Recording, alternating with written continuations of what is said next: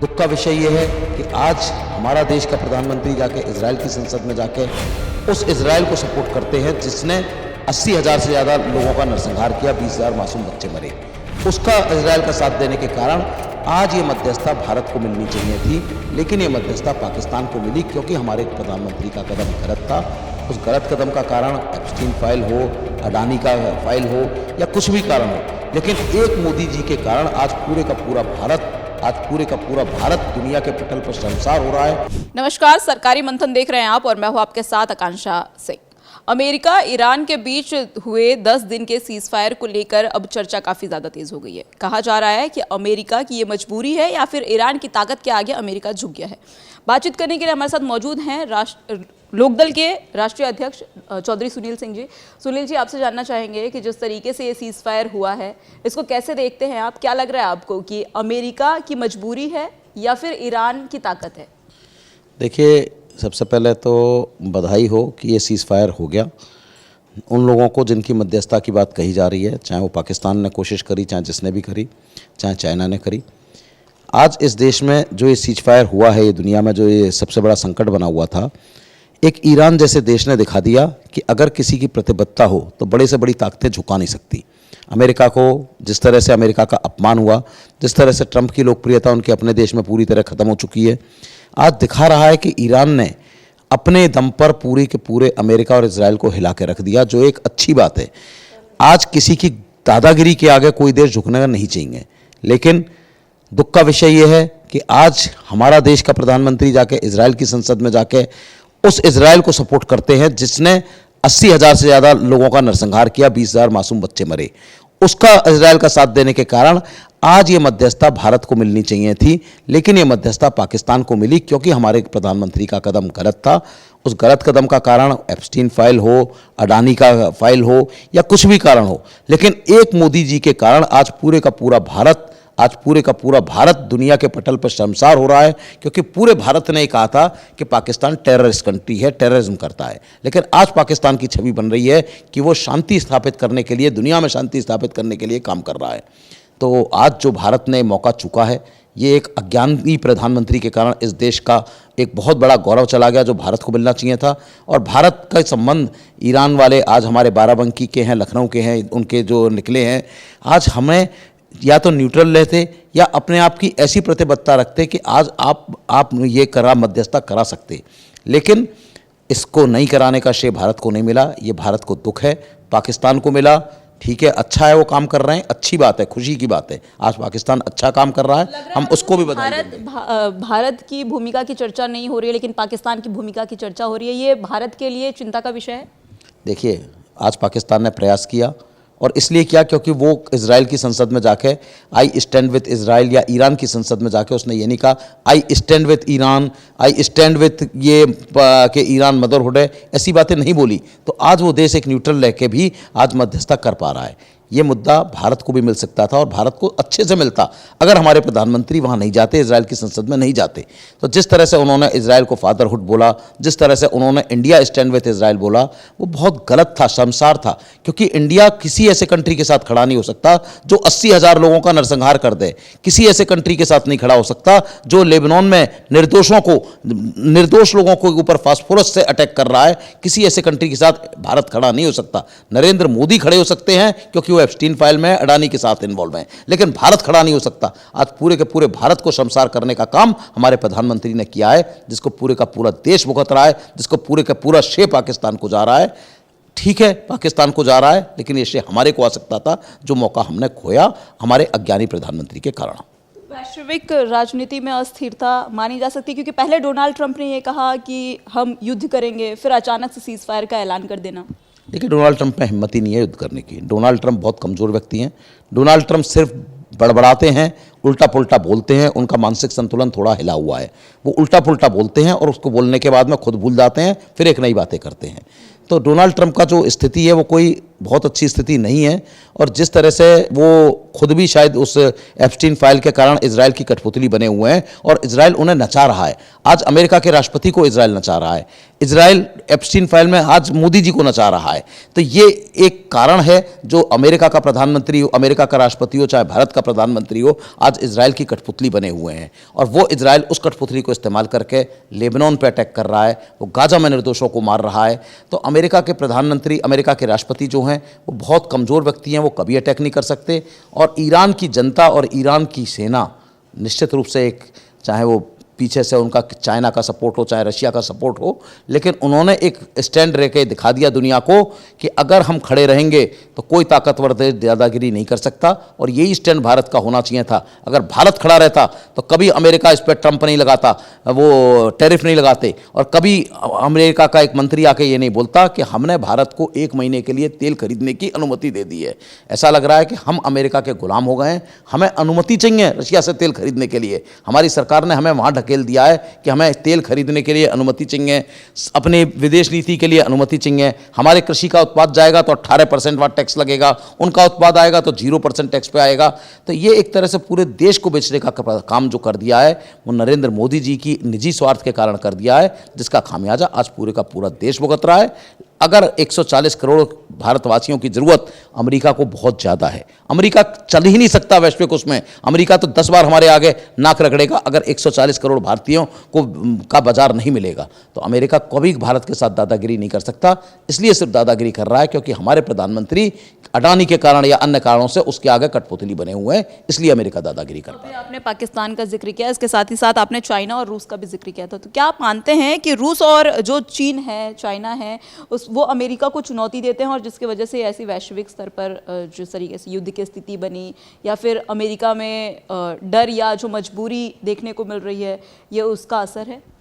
देखिए, ये तो बहुत अच्छी बात है कि आज रशिया और चाइना ईरान को सपोर्ट कर रहे हैं। हम तो कह रहे हैं पीछे से क्या वो खुल के भी सपोर्ट करें तो भी हम उनकी तारीफ़ करेंगे कि एक अगर निर्दोष कंट्री के ऊपर आप अटैक कर रहे हैं और उस निर्दोष कंट्री को बचाने कोई और कंट्री आ रहा है, तो खुशी की बात है कि आप अगर दादागिरी, लड़ाई इजराइल और ईरान में थी, अमेरिका क्यों घुसा उस लड़ाई में? उसका क्या लेना देना था उस लड़ाई से? अमेरिका की जनता नहीं समझ पा रही कि हमें लड़ाई लड़ क्यों रहे हैं, हमें हासिल क्या हो रहा है। वो अमेरिका के राष्ट्रपति समझते हैं कि वो वेनेजुएला को राष्ट्रपति को उठा लाए, वो ऐसे ही ईरान के राष्ट्रपति को मार के। कितने शर्म की बात है कि आप किसी देश के राष्ट्राध्यक्ष को मार रहे हो। आज व्हाइट हाउस पे आप ताकतवर हो, इसका मतलब कल को कोई व्हाइट हाउस पे सीधे डोनाल्ड ट्रंप को मार दे, उसके बाद में संधि की बात करे, समझौते की बात करे। कहाँ जा रहा है देश? क्या दादागिरी के दम पे आप दुनिया को चलाओगे? आज दुनिया में जरूरत है अच्छे नेताओं की कि जो विश्व शांति की बात करें, जो देशों को आपस में मिलाने की बात करें। आज लड़ाई होनी चाहिए अच्छे मुद्दों पे।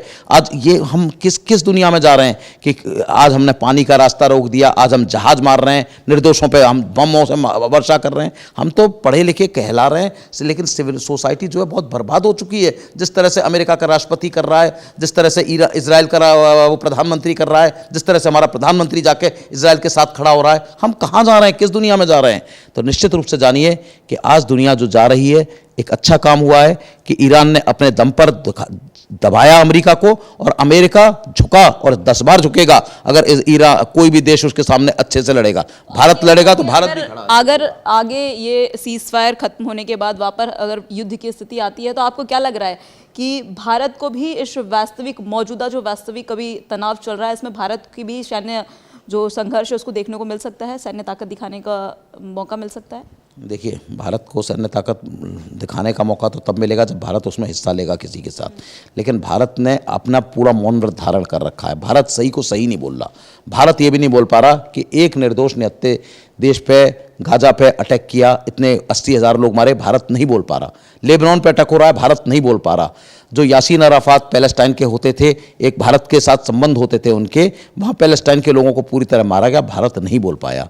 तो भारत की तो आज स्थिति ऐसी हो गई है दुनिया के पटल पे, जैसे हंसी मजाक की हास्यास्पद स्थिति हो गई है कि सही को सही भारत नहीं कह पा रहा। हमारे प्रधानमंत्री बस फोटो खिंचवा लेते हैं, कभी रशिया के राष्ट्रपति के साथ में, कभी किसी के साथ में, और उसको दिखा दिखा के मीडिया के माध्यम से बेवकूफ़ बनाते हैं जनता को कि हम विश्वगुरु बन गए। विश्वगुरु बनते तो आज विश्व में कुछ कर पाते, आज पाकिस्तान नहीं कर रहा होता।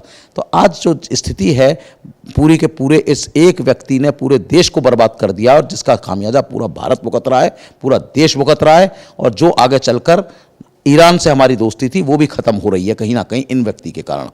तो जो हो रहा था अच्छा था कि अगर भारत ये सब काम करता, लेकिन भारत की जहाँ तक स्थिति है, भारत उसमें युद्ध में तब आएगा जब भारत पे कोई अटैक करेगा, और हमें नहीं लगता कि इस कहीं युद्ध में कहीं भारत पे कोई अटैक की कोई बात आ रही है। और कहीं भी कोई भारत की सेना, भारत की जनता, जिस तरह ईरान की जनता है, ईरान भी भारत के ही वंशज हैं, यहीं से निकल के खमैनी परिवार गया है, तो अगर हमारे ईरान वाले जाके वहाँ खड़े हो सकते हैं तो हिंदुस्तानी तो अमेरिका के खिलाफ मुंह तोड़ जवाब देने की हैसियत रखते हैं जब जरूरत पड़ेगी। कोई अमेरिका भारत को कुछ नहीं कर सकता, ऐसी कोई ताकतें कुछ नहीं कर सकती। खुलकर अपनी स्थिति साफ करनी चाहिए, या फिर अभी भी जो संतुलित समय है वो सही नहीं है? भारत नहीं कर पाएगा, क्योंकि हमारे प्रधानमंत्री अडानी जी के पैसे जो इनडायरेक्टली भारतीय जनता पार्टी के पैसे हैं, उसके दबाव में, एप्स्टीन फाइल के दबाव में इतने बुरी तरह घिरे हुए हैं कि भारत नहीं कर पाएगा। भारत सच को सच नहीं बोल पाएगा, भारत गलत को गलत नहीं बोल पाएगा। जब तक नरेंद्र मोदी इस देश के प्रधानमंत्री हैं, इस देश की वैश्विक पटल पे इसी तरह गरिमा गिरती रहेगी। सिर्फ नेहरू का नाम लेके, सिर्फ इंदिरा गांधी का नाम लेके, इमरजेंसी का नाम लेके संसद का समय बर्बाद करेंगे, ना बेरोजगारी से लड़ेंगे, ना भ्रष्टाचार से लड़ेंगे, सिर्फ समय बर्बाद करेंगे संसद का, और हिंदुस्तान की जनता को हिंदू मुसलमान, भारत पाकिस्तान ऐसे मुद्दों में उलझाकर लड़ाई लड़ेंगे। कोई मुद्दे की बात नहीं होगी। आज जो चाइना पिछले 20 साल में आज विश्व की ताकत बन गया, आज अमेरिका क्यों नहीं टैरिफ लगा देता चाइना पे? क्योंकि वो ताकत बना। और हम लोग क्या कर रहे हैं? हिंदू मुसलमान, भारत पाकिस्तान। आज भारतीय जनता पार्टी ने इस देश को ये दिया है कि बस इसी में हिल गए रहो, ना तुम कोई रिसर्च करो, ना कहीं तुम दुनिया के पटल पे खड़े हो, ना कहीं अपने आप को उतना मजबूत करो चाइना की तरह, और अमेरिका तुमसे दादागिरी करे और हमारा प्रधानमंत्री चुपचाप सुनता रहे। आज इस देश की स्थिति ये हमारे प्रधानमंत्री ने कर दी है। हिसाब से भारत को अपनी रणनीति किस हिसाब से तय करनी चाहिए, कैसे तय करनी चाहिए? सबसे पहले भारत की जनता को ऐसे प्रधानमंत्री के बारे को छोड़ना चाहिए जिसमें कम से कम ये छवि हो कि जाके वो विश्व पटल पे, हम नहीं कहते, हम कभी कांग्रेस के साथ नहीं रहे, लेकिन हमने सुना है, टीवी के माध्यम से ही देखा है कि इंदिरा जी ने एक बार पूरी की पूरी अमेरिका के राष्ट्रपति को, बांग्लादेश को तोड़ के दिखा दिया था अमेरिका के राष्ट्रपति के दबाव के बावजूद। हम नहीं कहते इंदिरा जी में 100 कमियां, इमरजेंसी लगाई, 100 कमियां इंदिरा जी में है, लेकिन उन्होंने विश्व पटल पे बांग्लादेश के, पाकिस्तान के टुकड़े किए और बांग्लादेश का जन्म दिया, और पूरे के पूरे अमेरिका के राष्ट्रपति को भी झुकना पड़ा। तो अगर हम में ताकत होगी तो दुनिया झुकेगी, लेकिन अगर हम अडानी के पैसे को लेके हर देश में व्यापार करने जाएंगे, हमारा विश्व का दौरा सिर्फ इसलिए होगा कि अडानी को समझौते मिलते रहें, अडानी को बिजनेस के कॉन्ट्रैक्ट मिलते रहें। वो अडानी नहीं है, वो नरेंद्र मोदी और अमित शाह और बीजेपी है। वो अडानी का तो सिर्फ मुखौटा है, अडानी सिर्फ एक मुखौटा है, ये बीजेपी का पैसा है। सिर्फ पैसे की राजनीति ये गुजराती कर रहे हैं, और उसके कारण पूरे के पूरे देश को बर्बाद कर रहे हैं, पूरे देश को दुनिया में बेच रहे हैं। और ये जो कर रहे हैं, इसका खामियाजा पूरे का पूरा देश का किसान, 140 करोड़ भारतीय, भारत का युवा जो काबिल है, जो अमेरिका में, आज दुबई को बनाने में भारत के युवा की भूमिका है, आज अमेरिका में बड़े बड़े रिसर्च में भारत की भूमिका है, लेकिन वो फैसिलिटी हमारे पास नहीं है, हम नहीं कर सकते। क्यों? क्योंकि हमारा प्रधानमंत्री अपनी डिग्री नहीं दिखाता। हमारे प्रधानमंत्री की 10-5 साल तक हाईकोर्ट में केस चलता है कि डिग्री क्या है। अरे भाई, तुम बेपढ़े लिखे भी हो तो भी बता दो, हमें कहाँ दिक्कत है? हमें कौन सा, हम कह रहे हैं कि हमारे देश के संविधान में तो ये भी नहीं लिखा कि प्रधानमंत्री बनने के लिए 5वीं पास भी होना चाहिए। तो अगर बेपढ़े लिखे हो तो बेपढ़ा लिखा बना दो। क्यों देश का पैसा बर्बाद कर रहे हो हाईकोर्ट में कि तुम्हारी डिग्री के ऊपर चर्चा हो रही है और हाईकोर्ट के जज भी मजबूर होकर कुछ ना कुछ गलत फैसला दे रहे हैं? तो आज देश की जो हालत हो चुकी है बहुत बर्बाद है, और ऐसी स्थिति का पूरा खामियाजा कहीं हद तक तो भारतीय जनता पार्टी को जाता है, लेकिन उससे ज़्यादा उस जनता को जानता है जो हिंदू मुसलमान, भारत पाकिस्तान के नाम पर आज भी अब चश्मा पहने बैठी है, और आज भी ये नहीं सोच पा रही कि उसके मुद्दे क्या हैं। और ऐसे लोग जो बांटने का काम करते हैं, ये देश को बर्बाद करने का काम करते हैं। हिंदू मुसलमान इस देश की दो आंखें हैं, दोनों मिलकर चलेंगे, हम दुनिया में तरक्की करेंगे।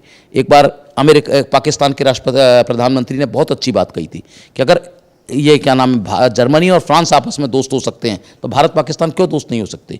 क्यों हम इतने हथियार खरीद रहे हैं? क्यों पाकिस्तान इतने हथियार खरीद रहा है? अमेरिका से हथियार खरीद रहे हैं, रूस से हथियार खरीद रहे हैं, और उन देशों को फायदा हो रहा है और हम दोनों देश बर्बाद हो रहे हैं। इसका कारण है कि ये वैश्विक हम दोनों में लड़ाई कराने का सबसे बड़ा स्टेज आता है भारत पाकिस्तान में, अमेरिका को, हथियार बेचने वालों को। हम लोग आपस में लड़ते हैं और सिर्फ इस लड़ाई के कारण फायदा विदेश के लोग ले रहे हैं, और हथियारों को बेचने की लड़ाई है। हमारी कोई लड़ाई नहीं है, हमारी हथियार बेचने की लड़ाई है। और उस लड़ाई को लड़ने के लिए भारतीय जनता पार्टी जो कर रही है, हथियारों के दलाल जो कर रहे हैं, जो गलत हो रहा है, पूरे दुनिया को खामियाजा भुगतना पड़ रहा है, भारत को उसका खामियाजा भुगतना पड़ रहा है और पाकिस्तान को भी भुगतना पड़ रहा है। देखिए, ये साफ है कि अमेरिका, ईरान ने सीज फायर से भले ही राहत दे दी है, लेकिन कहीं ना कहीं इसके सियासी जो संकेत आगे देखने को मिलने वाले हैं वो कहीं ना कहीं और भी ज़्यादा खतरनाक साबित हो सकते हैं। और इसमें देखने वाली बात ये होगी कि आखिर भारत की जो रणनीति है वो क्या कुछ आगे होने वाली है। बहरहाल इस खबर पर आगे की अपडेट हम आपको पहुंचाते रहेंगे। बने रहिए सरकारी मंथन के साथ। वीडियो जर्नलिस्ट विवेक के साथ मैं आकांक्षा सिंह, लखनऊ से सरकारी मंथन के लिए।